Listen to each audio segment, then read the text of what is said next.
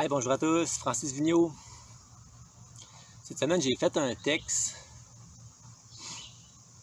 dans mon cours de programmation neurolinguistique. J'avais ça à faire comme devoir. Et puis pour moi, ça a vraiment été une belle réussite. Après ça, j'ai eu les commentaires de ma formateur. Et ça a vraiment été positif, elle était contente, elle m'a félicité pour le travail. Alors, aujourd'hui, je vais vous en faire prendre part. Moi, dans le fond, ce que je disais dans mon texte, c'est... En fait, c'est un texte métaphorique, c'est-à-dire, ça laisse place à l'imagination. Mon texte va comme suit. C'est l'histoire d'un oiseau qui avait beaucoup de talent. Chaque concours d'agilité qu'il faisait, il les gagnait. C'était vraiment l'oiseau le plus prometteur de tous les autres oiseaux. Et lui, il avait comme objectif de se rendre à un niveau supérieur, c'est-à-dire à la plus grande compétition qui réunit tous les oiseaux les plus talentueux. Mais il mettait tellement d'emphase dans son entraînement à s'entraîner, à développer justement ses compétences, que ça faisait qu'il était beaucoup en profondeur dans cette passion-là qu'il avait, de toujours acquérir plus d'agilité. Et en dehors des compétitions, il n'était pas capable de jouer avec les autres oiseaux. Toute son énergie, il mettait dans son entraînement. Quand il voyait les autres oiseaux qui jouaient entre eux, il trouvait que c'était une perte de temps. C'est quelque chose que lui ne se permettait pas. Également, les rares fois qu'il allait jouer avec les autres oiseaux, c'est lui qui devait imposer ses propres règles. Parce que sinon, il refusait de jouer. Et son coach, qui l'accompagnait, à un moment donné, il le voyait aller là-dedans, puis il a dit « Hey, tu peux pas te mettre tout le monde à dos, tous les autres compétiteurs à dos, tu as besoin d'eux pour pouvoir grandir. » Et lui, il était fermé à tous les commentaires extérieurs. Alors,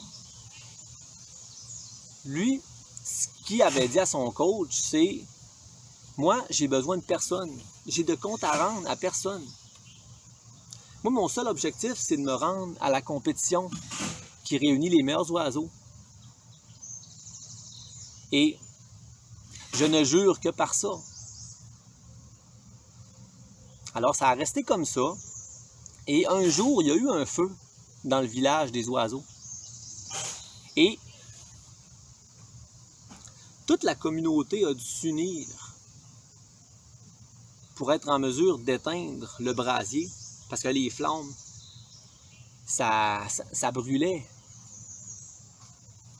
Alors, tous les oiseaux allaient chercher de l'eau dans la rivière pour être en mesure d'éteindre le feu. Mais lui, il s'est sauvé. Il a décidé de ne pas s'unir avec les autres. Et au lieu de ça, il a fui le village. Ensuite, quand le feu a été éteint, il a essayé de revenir au village. Mais il n'a pas été en mesure de se faire accepter. Ce geste-là, ça a été mal vu par les autres oiseaux. Ça a été vu comme de la trahison. et il ne s'est pas fait accepter. Alors moi, ce que je veux apporter dans ce texte-là, mon message, c'est quand on met trop de profondeur dans ce qu'on fait, quand on est trop intense dans ce qu'on fait, ben on se crée des moyens de défense.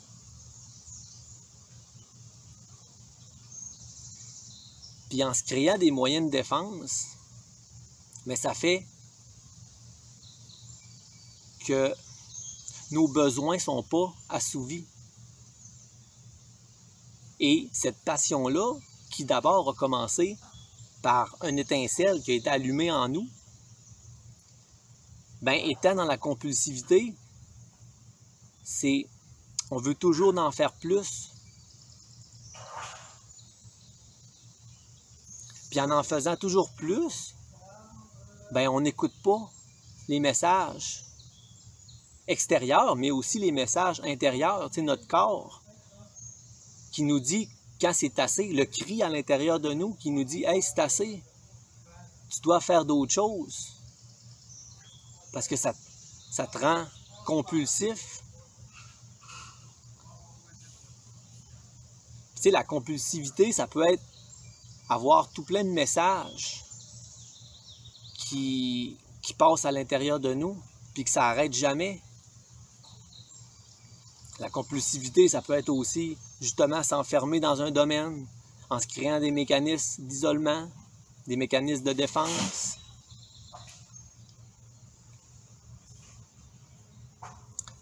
Alors, tu sais, également, il y a les gens qui sont dans la profondeur, et il y a également les gens qui sont aussi dans la surface. Tu sais, il y en a qui aiment mieux savoir un petit peu de tout. C'est-à-dire, ils vont prendre plusieurs sujets, plusieurs passions, puis ils vont rester en surface. Ils ne décideront pas de choisir une passion puis d'y aller en profondeur. Ils vont rester en surface, un petit peu dans un petit peu de tout. Mais lorsqu'on est dans la profondeur avec des gens qui sont en surface, qui ne veulent pas nécessairement justement s'approfondir, ben on en vient à imposer notre profondeur. Et d'un côté comme de l'autre, autant pour la personne qui est en surface que pour la personne qui est en profondeur, mais ça crée des mécanismes de défense. C'est-à-dire que la personne en surface, elle va fuir dans sa tête, elle va s'enfermer dans ses pensées, puis elle va être justement compulsive dans ses pensées. Et le gars aussi, la personne qui veut imposer sa profondeur, bien aussi, lui, il veut toujours en faire plus pour faire comprendre à l'autre son point. Mais en faisant ça, il est compulsif également parce qu'il n'écoute plus le cri à l'intérieur de lui. Il veut en mettre plus que le client en demande.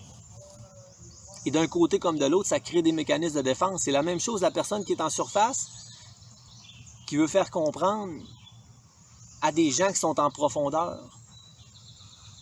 C'est la même chose. Pour les gens en profondeur, ça ne sera jamais assez.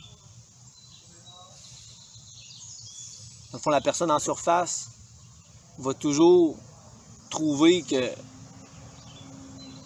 la personne qui est en profondeur va toujours trop loin dans un sujet. Ça devient toujours pour se mettre en valeur. Alors ça devient lourd aussi. Alors, je pense que le but là-dedans, c'est garder une juste équilibre entre...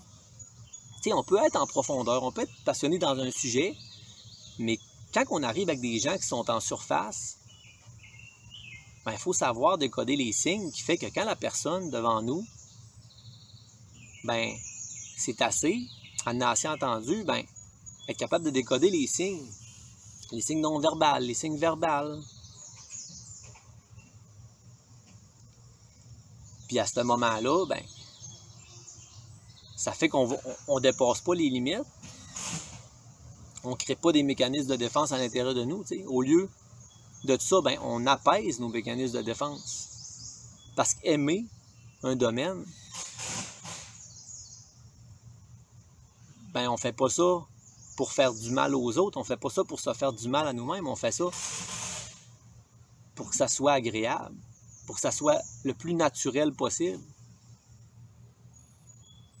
Alors, c'était ça mon sujet aujourd'hui. Permettez-vous d'être passionné dans ce que vous faites.